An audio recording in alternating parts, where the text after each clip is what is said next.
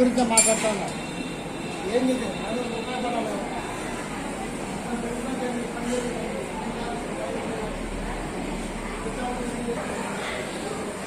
అందరూ సంకల్పం చెప్పండి.